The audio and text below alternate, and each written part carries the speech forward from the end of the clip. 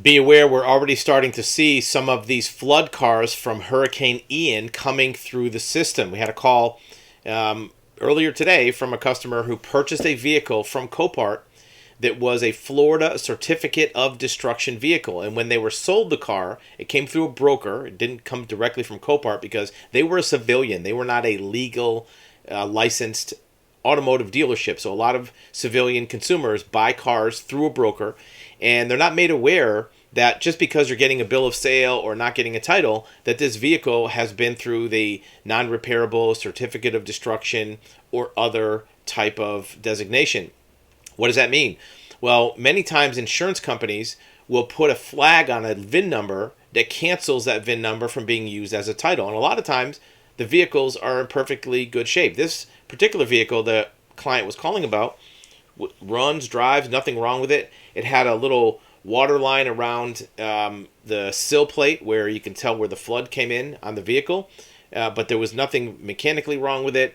The interior wasn't damaged by water, so they were confused. I bought this car. I paid good money for it. Why can't I get a title? You got to remember that a certificate of destruction has nothing to do with the condition of the vehicle. Insurance companies routinely take perfectly good vehicles with no damage, no major defects, and they cancel the VIN number from being used for a title. By cancel it, that means that all 50 states in the U.S. are notified of this VIN number being ineligible for a title. Why would they do that? Why would they take a perfectly good car and remove it from eligibility? Well, the reason is liability. Because if that car goes back on the road and 5 or 10 years later, somebody gets in an accident, they get hurt, some attorneys can go back and look at the title history and see that some insurance company, Geico, Allstate, Progressive, whoever, at one point took that car, paid a claim, and then resold it through Copart and let it go back on the road. And they're going to say, well, the flood rusted out the anti-lock brakes. That's why this accident happened. Or they're going to say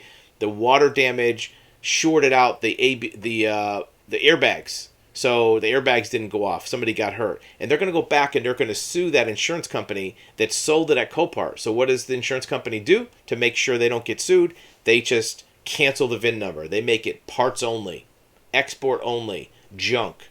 And you got to remember, that designation isn't a description of the condition of the vehicle. It's not a challenge for you to prove otherwise. It's what they're saying they want to have happen with it. Some states call it non-repairable. The state of Texas calls these vehicles non-repairable. So if you buy a vehicle that says non-repairable, a lot of buyers look at it like a challenge. No, I can repair that car. It's not non-repairable. I can repair it. I can fix this.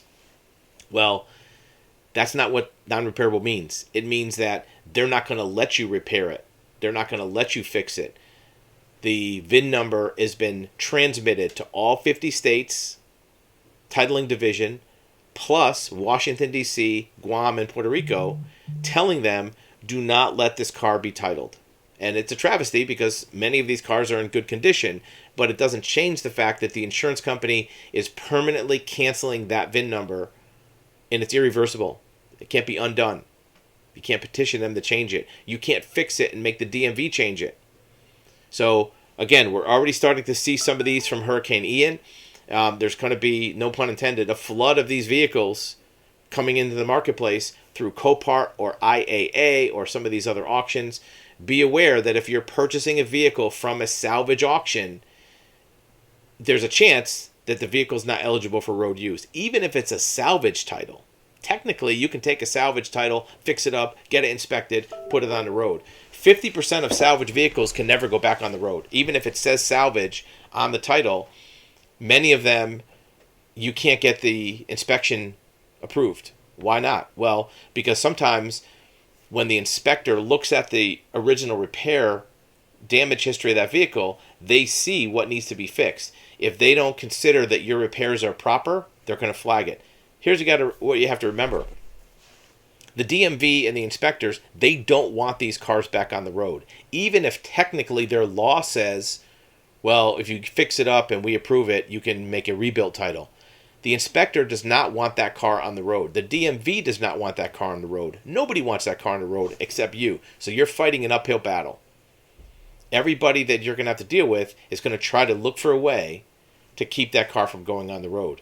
And one little thing wrong, one paperwork error, and you're done. In fact, some states require that if it's a salvage title issued from, let's say, New York, and you buy it and you live in Illinois, you can't get it inspected in Illinois. You have to bring it back to New York. Some states require that the state that issued the salvage has to be the state that does the inspection, and you might not be able to do that. In addition to the repairs, you have to have all the right paperwork showing that all your parts came from proper sources and that all the right parts were put on. Even computer chips, even if there's a dash light on that says check engine, sometimes that will fail your inspection because that computer chip is considered to be part of major component parts that are crucial to the operation of the vehicle. So you're taking a risk. You buy a salvage vehicle, you're taking a risk. If you buy a junk certificate of a title vehicle or certificate of destruction, it can never go back on the road. It's not a risk. It's a certainty that you can't put that car back on the road. Check out our website, junktitle.com, for more information about maybe getting a new VIN number, but that's a whole nother subject of conversation.